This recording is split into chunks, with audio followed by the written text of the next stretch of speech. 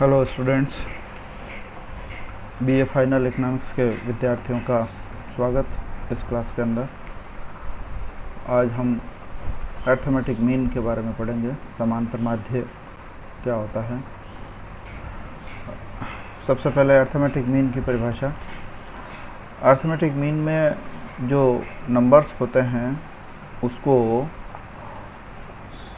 उसका योग करके जो उसकी संख्या है नंबर्स की, उसका भाग दिया जाता है।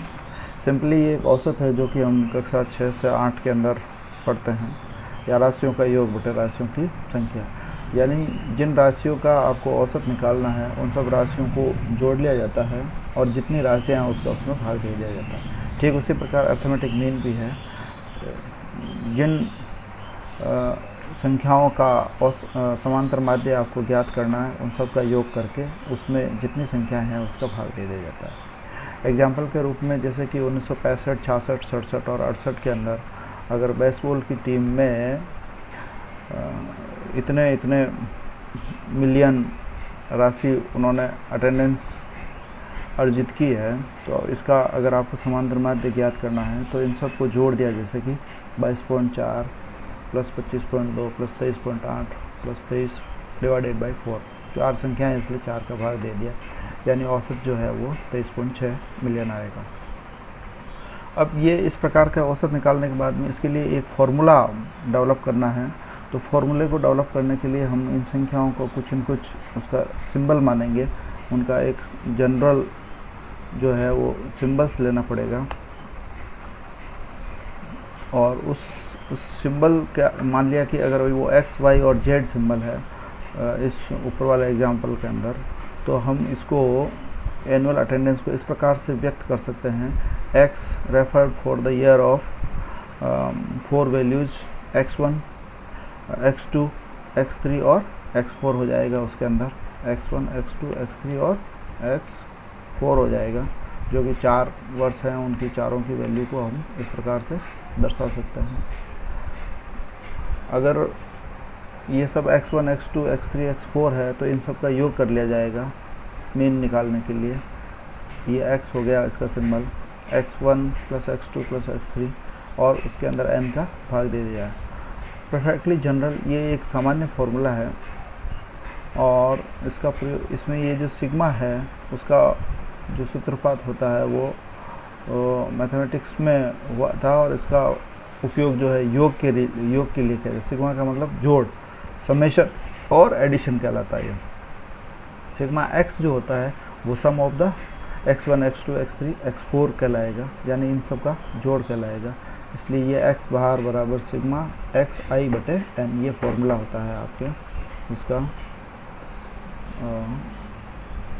समांतर माध्य का। बड़े फॉन्ट के अंदर कर दिया है मैंने इसको। और इसमें सिग्मा जो है वो जोड़ के लिए काम में लिया जाता है।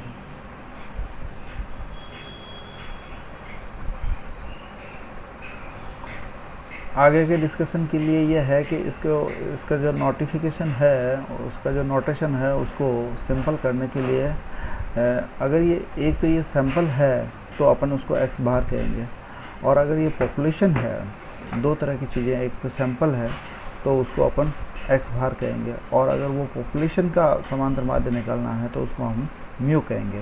उसका सिंबल ये न्यू हो जाएगा।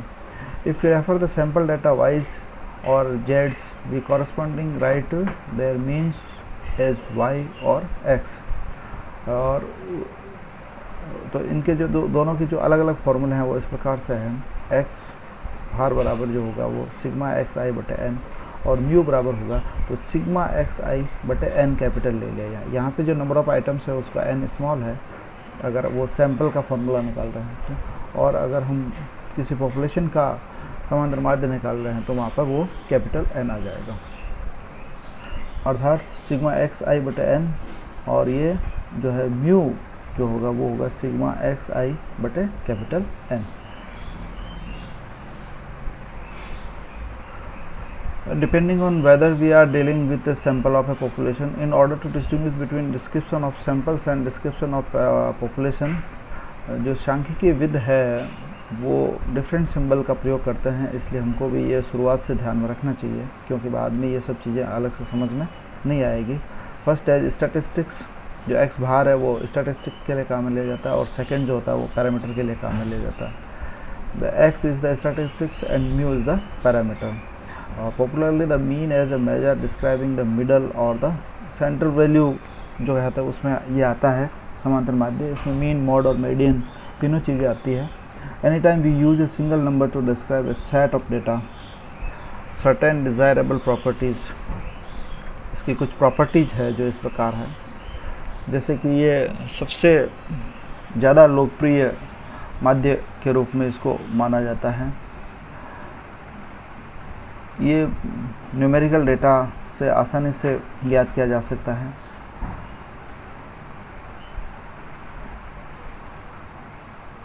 और इसमें जो समंकों का एक समूह होता है उसका एक ही माध्य होता है।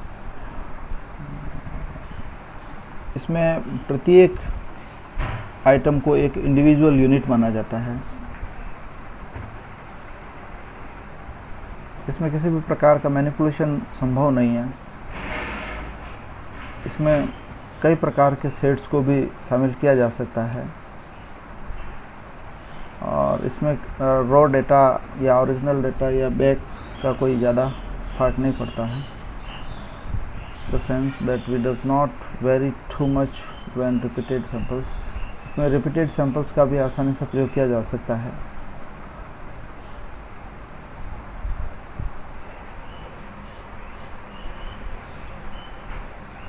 और आपकी प्रैक्टिस के लिए एक सवाल,